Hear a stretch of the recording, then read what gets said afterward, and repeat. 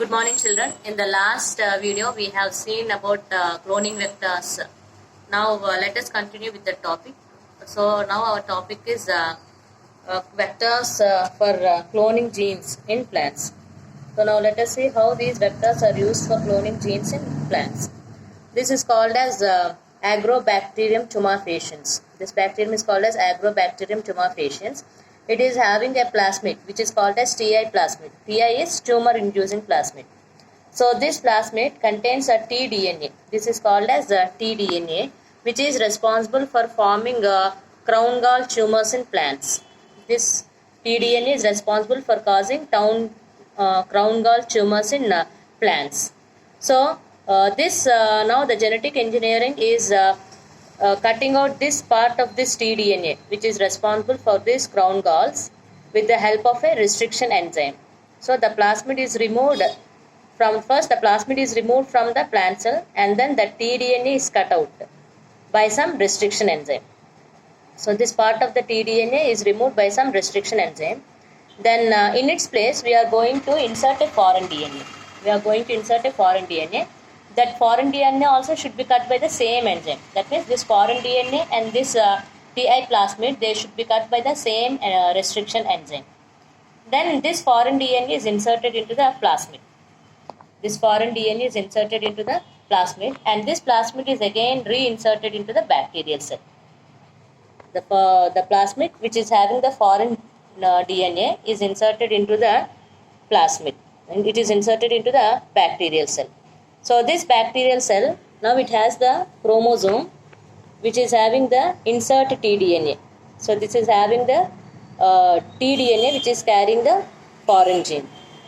Now this bacterium is inserted into the bacteria is used to insert the tDNA into the plant cell, into the chromosome of the plant cells, and these cells are cultured. These plant cells which are having the foreign DNA are cultured, and these cultured cells will grow into a plant. These cells are grown into the plants, and all these plants they belong to the they are all from the same clone. So all these cells are going to form the plants which belong to the one clone, and this expresses a new trait. This is going to express a new trait. In this way, these vectors are used for cloning genes in plants. Even in animals also, this cloning can be done.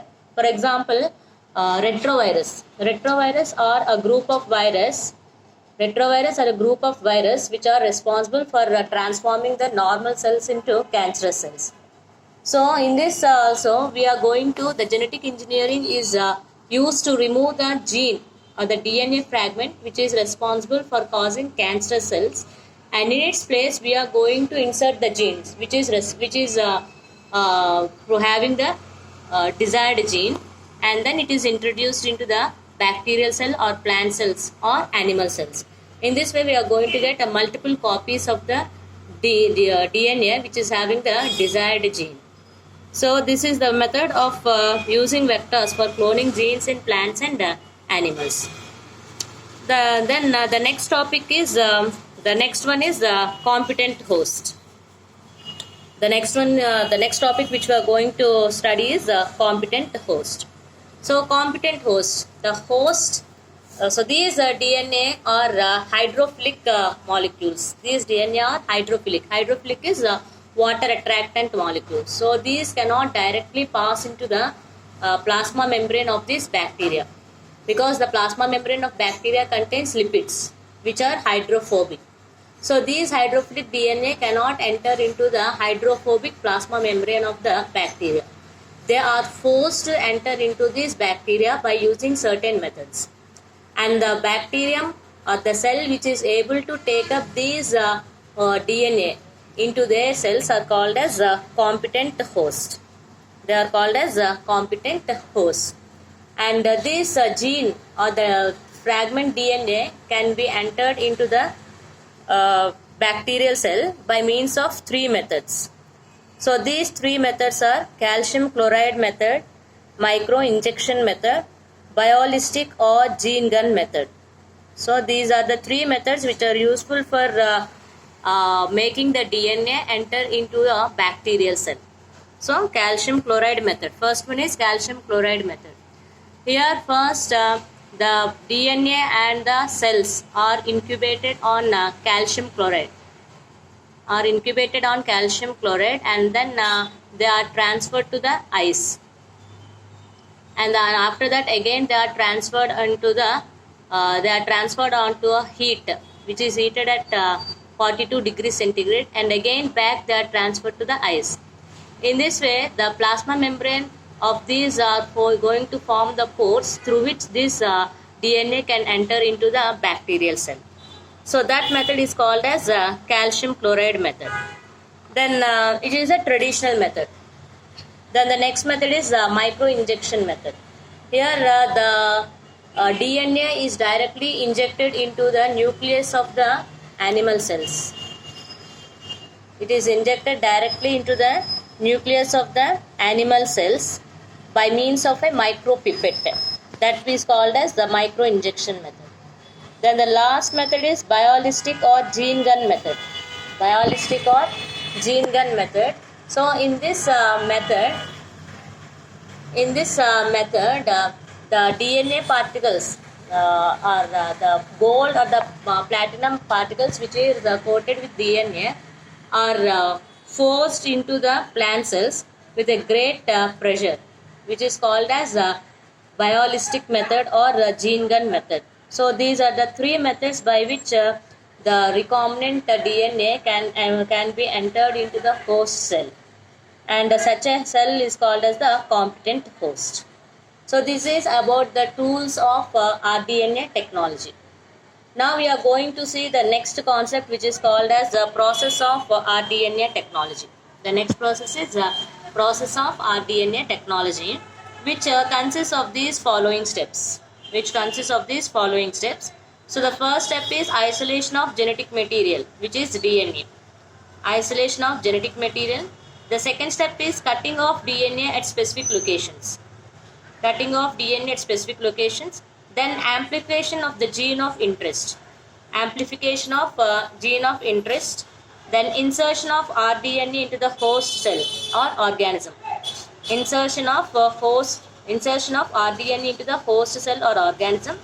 And the last step is obtaining the foreign gene product. So these are the 5 steps which are involved in the process of rDNA technology, recombinant DNA technology. So now first let us see the isolation of genetic material.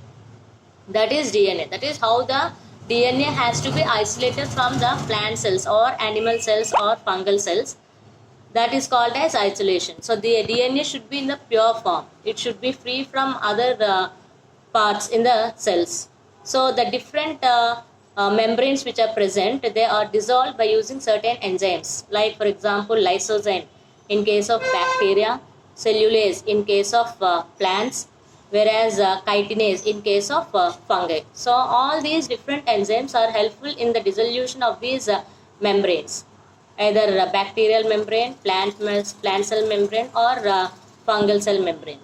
And then the remaining, now it is present in the cytoplasm. It contains a number of proteins, RNA. So all these should be dissolved by using different enzymes like proteases for dissolving or for digesting the proteins.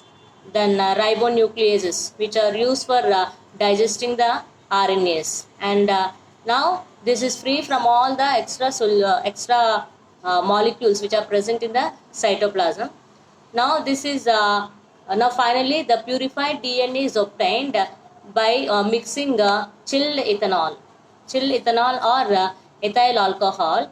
Then we can see the fine threads of DNA coming out from the tissue. This method we call it as a spooling method.